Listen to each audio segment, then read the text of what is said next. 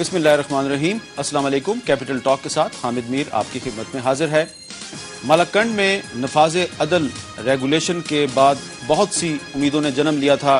بہت بڑی تعداد میں لوگوں کا یہ خیال تھا کہ اب مالاکنڈ ڈویژن میں امن قائم ہو جائے گا، لیکن امریکہ نے پہلے ہی دن سے اس امن معاہدے پر دستخط کے پہلے ہی 1 گھنٹے اور بلکہ پہلے ہی منٹ سے اس امن معاہدے کو قبول نہیں کیا، اور بہت سے دیگر ایلیمنٹس بھی تھے جو اس امن معاہدے کی شدید مخالفت کر رہے تھے. دوسری طرف یہ کہنا بھی غلط نہیں ہوگا کہ مولانا صوفی محمد کے کچھ بیانات اور بعد میں طالبان کے طرز عمل سے بھی اس امن معاہدے کے لیے بہت سی مشکلات پیدا ہوئیں، اور وہ لوگ اور عوامی نیشنل پارٹی کے وہ رہنما جو اس امن معاہدے کی وکالت کر رہے تھے، اس کی حمایت کر رہے تھے، مولانا صوفی محمد کے بیانات اور طالبان کے طرز عمل کے باعث ان کا موقف کافی کمزور پڑ گیا، اور صورتحال ایسی پیدا ہوئی کہ پہلے دیر میں آپریشن ہوا. اب یہ کہا جا رہا ہے کہ یہ دیر میں آپریشن مکمل ہو چکا ہے، اور اب اس کے بعد بونیر کے علاقے میں بھی یہ آپریشن شروع ہو چکا ہے، اور اس آپریشن کے شروع ہونے کے بعد سے بڑی تعداد میں لوگ وہاں سے نقل مکانی کر رہے ہیں، ہجرت کر کے محفوظ مقامات کی طرف جا رہے ہیں. آج سوات کے مختلف علاقوں میں طالبان کی طرف سے میڈیا کو ایک پیمفلٹ کے ذریعے، اشتہار کے ذریعے یہ انتباہ کیا گیا ہے کہ میڈیا اپنا جو رویہ ہے اس پہ نظر ثانی کرے، اور یہ الزام لگایا گیا ہے کہ میڈیا مغرب نواز پالیسی اختیار کر رہا ہے اور امن کے عمل کے لیے خطرات پیدا کر رہا ہے. دوسری طرف جو امریکہ کے حامی ہیں ان کا یہ کہنا ہے کہ میڈیا جو ہے وہ طالبان کے موقف کو زیادہ اجاگر کرتا ہے. تو دونوں پرو امریکن ایلیمنٹس بھی اور طالبان دونوں میڈیا سے ناراض نظر آتے ہیں، اور اس ساری صورتحال میں اب جبکہ بونیر میں آپریشن شروع ہو چکا ہے تو یہ جو مالاکنڈ میں امن معاہدہ تھا اس کے لیے بہت سے خطرات نظر آ رہے ہیں، بلکہ کچھ لوگ تو یہ کہہ رہے ہیں کہ امن معاہدہ تقریباً ٹوٹ چکا ہے. اس امن معاہدے کی کیا ایگزیکٹ صورتحال ہے، کیا یہ موجود ہے یا ٹوٹ چکا ہے، اور بونیر اور دیر میں آپریشن کی ضرورت کیوں پیش آئی، اس پر آج ہم گفتگو کریں گے. ہمارے ساتھ موجود ہیں 2 اہم شخصیات جن کا تعلق دیر کے علاقے سے ہے. جناب نجم الدین خان صاحب جو وفاقی وزیر ہیں for states and frontier regions, ان کا تعلق پاکستان پیپلز پارٹی سے ہے، بہت پرانے پارلیمنٹرین ہیں. جناب سینیٹر زاہد خان صاحب جو کہ عوامی نیشنل پارٹی کے مرکزی سیکرٹری اطلاعات ہیں، ان کا تعلق بھی دیر سے ہے. ان کے ساتھ موجود ہیں جناب سینیٹر پروفیسر ساجد میر صاحب، معروف عالم دین ہیں اور پرانے پارلیمنٹرین ہیں.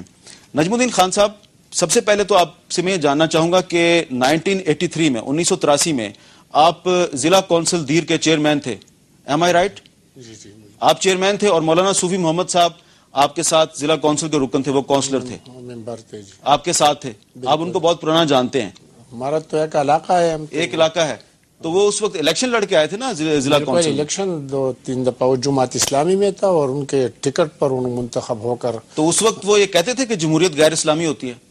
نہیں جی، وہ تو منتخب ہوئے تھے، اور اسی وقت البتہ ان کا یہ ڈیمانڈ تھا کہ مالاکنڈ ڈویژن میں جو نظام عدل ہے ان کو شرعی نظام عدل میں تبدیل کریں. چلیں، بہرحال میں یہی جاننا چاہ رہا تھا کہ آپ ان کو بہت پرانا جانتے ہیں، ضلع کونسل میں آپ کام کرتے رہے ہیں. بالکل. مولانا صوفی محمد پر یہ اعتماد کیا جا سکتا تھا کہ وہ مالاکنڈ ڈویژن میں امن لے کے آئیں گے، آپ کی حکومت نے ان پر اعتماد کیوں کیا؟ دیکھو جی، میں تو یہ کہتا ہوں کہ مولانا صوفی محمد پہلے سے امن کے خواہش مند تھے. یہ جھگڑا ابھی سے شروع نہیں ہوا تھا، یہ بہت پرانی ٹائم سے جب گیپ آیا تھا، پاٹا ریگولیشن میں سپریم کورٹ نے فیصلہ دیا تھا، ایک گیپ تھا، اور اس گیپ کو پر کرنے کے لیے اسی وقت سے مولانا صوفی محمد نے تحریک شروع کی تھی کہ یہاں جو اسلامی نظام عدل ریگولیشن نافذ کر کے یہ کرے. تو میرے خیال میں اس وقت بھی یہ جھگڑا شروع ہوا تھا. خود یہ صوفی محمد اس وقت جو ایف سی کا جنرل تھا، ان کے ساتھ ہیلی کاپٹر میں بیٹھ کر جو سوات میں جھگڑا شروع ہوا تھا، دیر میں تھا، انہوں نے ان کے لیے امن کے لیے کافی اسی وقت کوششیں کی تھی، اور ہمارا اتبار تھا جو مولانا صوفی محمد کے ساتھ ڈسکشن ہو سکتے ہیں اور ان کو ایک بات پر راضی کرنے کے کافی مواقع. آپ کے خیال میں وہ امن پرست آدمی ہیں، امن کے حامی ہیں؟ میرے خیال میں مولانا صوفی محمد بذات خود مولانا صوفی محمد امن والا آدمی ہے، کلاشنکوف والا آدمی نہیں ہے. نہیں، ان کے ساتھ ہمیں تو کافی وقت گزارا ہے، اور ان کا صرف یہ ایک ڈیمانڈ تھا کہ جو نظام عدل ہے ان کو پر کرنے کے لیے آپ کوششیں کریں. اور اسی وقت بھی ہمارے جو 94 میں شہید محترم بے نظیر بھٹو، اسی وقت یہ جھگڑا جب شروع ہوا تھا تو ہم ایز اے پینل ان کے ساتھ یہ جو نظام عدل ہے ان کے ساتھ ڈسکشن کر کے ہمارے گورنمنٹ تھا اس وقت اور یہ تمام امور اسی وقت طے ہوئی تھی اور اسی وقت 1994 میں یہ تو یہ 2009 میں پہلی دفعہ عدل ریگولیشن نافذ نہیں ہوا، یہ 1994 میں، یہ 1994 میں ان کا نپاز پراپر پریزیڈنٹ نے سائن کر کے جو 2 پارٹی اور اس وقت بھی پاکستان پیپلز پارٹی کی حکومت اس وقت. اچھا زاہد خان صاحب، انہوں نے 1994 میں نظام عدل نافذ کیا، کامیاب نہیں ہوا. 1998 میں نواز شریف صاحب کی حکومت نے نفاذ عدل ریگولیشن نافذ کیا، کامیاب نہیں ہوا. آپ نے 2009 میں کیا، اور جب آپ نے 2009 میں کیا آپ کو سخت مخالفت کا سامنا تھا. لوگ کہہ رہے تھے کہ یہ امن معاہدہ کامیاب نہیں ہوگا، نہیں ہوگا. آپ کمیٹڈ تھے، کانفیڈنٹ تھے، آپ کا کہنا تھا نہیں ہوگا. اب کون جیتا کون ہارا؟ میر صاحب آج بھی ہم کہتے ہوگا. آپ ابھی بھی پر امید ہیں؟ بالکل. دیکھیں اب اگر کچھ لوگ جن کا اپنا کوئی ایجنڈا ہو، ان کا نہ نظام عدل سے تعلق ہو، نہ نفاذ شریعت سے تعلق ہو، وہ اس کا اپنا کوئی ایجنڈا ہو، وہ کرمنل لوگ ہو، وہ اپنی ایکٹیویٹیز میں مصروف ہو، وہ اپنی ایکٹیویٹیز میں حکومت کے مخالف میں نکل آیا ہوں، تو اس کا یہ مطلب نہیں ہے کہ وہاں کے سارے عوام جو ہے وہ انہی کے ساتھ ہے. دیکھیں نظام عدل ہماری اس عوام کے ساتھ وعدہ تھا جو ملاکنڈ ڈویژن کے ہیں. ملاکنڈ ڈویژن کے عوام یہ چاہتے ہیں، چونکہ صوفی احمد صاحب جب تحریک، صوفی احمد صاحب نے کبھی بندوق نہیں اٹھایا، اس کا ایک تحریک ہے، ایک سوچ ہے، ایک فکر ہے، اس کے لیے وہ جدوجہد کر رہے. یہ تو ہر ایک بندے کا حق ہے. جمہوریت میں تو یہ خوش ہے کہ جی آپ جو بھی سوچ رکھنے والے ہیں، جو بھی تحریک چل. لیکن صوفی محمد صاحب تو اب جمہوریت کو مانتے نہیں. دیکھیں سن لینا جی میرے. اب دیکھیں صوفی احمد صاحب نے 2 باتیں کی. آپ ایک بات کو نہ پکڑ لیے. انہوں نے پہلے کہا کہ میں پارلیمنٹ کا مشکور ہوں کہ اس نے نظام عدل پاس کیا، صدر صاحب کا مشکور ہوں کہ اس نے دستخط کیا، وزیر اعظم صاحب کا مشکور ہوں، وزیر اعلیٰ صاحب کا مشکور ہوں. میں ایک الیکٹڈ نمائندہ بل اس کے سامنے جاتا ہوں، مذاکرات کرتا ہوں. نجم الدین خان مذاکرات جا کے کرتے ہیں تو اس نے کبھی بھی نہیں کہا کہ بھئی آپ نے تو ووٹ لیا، آپ میرے ساتھ کیوں بات کر رہے تھے. کہ ایسی بات نہیں ہے. ان کی اچھی باتوں کو بھی لے کے جاتے. ہمارے یہاں بدبختی ہے کہ ایک بندے کے منہ سے کبھی ایک ایسی بھی بات پہ نکل جاتے اس کو ہم پکڑ لیتے. دیکھیں آج بھی صوفی احمد صاحب نے بندوق نہیں اٹھایا ہے. آج بھی میں ابھی بھی آپ سے یہ وعدہ کرتا ہوں کہ انشاءاللہ ہم نے جو نظام عدل کا وہاں وعدہ کیا ہے، جو ہم نے سائن کیا ہے، ہم نے ساری تیاری کر لی ہے. ہم جو ان کی ابھی جو آپریشن کی بات کیجیے، آپریشن نہیں، لیکن اب بونیر میں جو آپریشن شروع ہوا ہے، میں یہی عرض کر رہا ہوں، اور بونیر جو ہے ملاکنڈ میں شامل ہے. وہ آج آپ کے سینٹ میں آپ کی ایک سینیٹر ساتھی نیلوفر بختیار کہہ رہی تھی کہ یہ بونیر جو ہے اس میں کیوں چلے گئے طالبان، یہ تو ملاکنڈ ڈویژن میں تھے.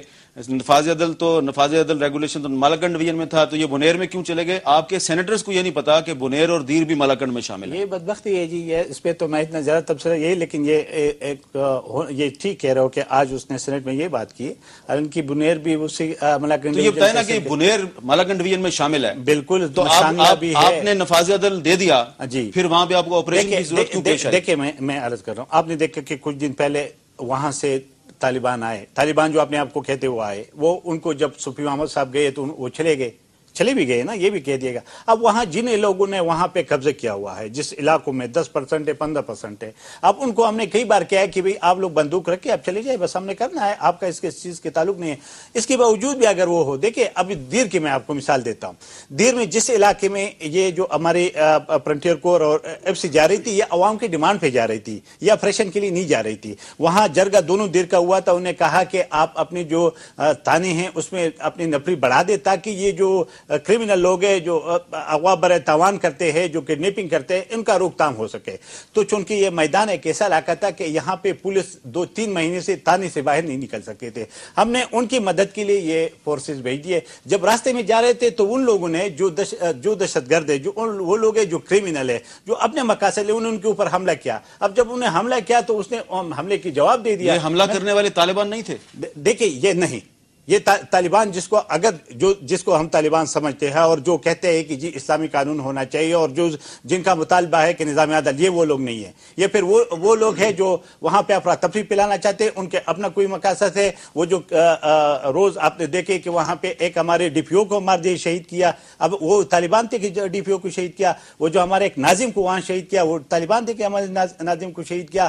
وہاں پہ جو ہمارے کئی لوگوں کو اغوا کر کے بٹا کے پیسے لے رہے تھے، یہ وہ لوگ تھے. सूफी मोहम्मद साहब कहाँ गायब हो गए हैं, उनका पता नहीं चल रहा। सूफी मोहम्मद साहब उधर ही है, क्योंकि थोड़ा सा हालात ऐसे थे कि क्योंकि उस दिन जब उसके बेटे से मेरी बात हुई थी तो घर से निकला था, तो इंशाल्लाह वो आ जाएगा, क्योंकि हमने अभी जो दारुल कज़ा के सारे जो काजियों वाला वो है हमने बिल्कुल तैयार किया हुआ है, बस उनको साथ से मशवरा करके हमने हर डिस्ट्रिक्ट में भेजना है। तो आप अभी तक निज़ाम अदल रेगुलेशन नाफिज करने के लिए कमिटेड हैं अभी तक? बिल्कुल जी। आप काजी नाफिज, काजी अपॉइंट करेंगे? बिल्कुल बिल्कुल जी। अभी दो मीर साहब, मैं आपको एक दफा मैंने यहाँ पे आपके टेबल पे वादा किया था और फिर उसके बाद आपने मुझे कहा भी था, मैंने कहा नहीं हम कमिटेड है, और जो अवामी नेशनल पार्टी है और जो वो मौजूदा कोलिशन गवर्नमेंट है वो कमिटेड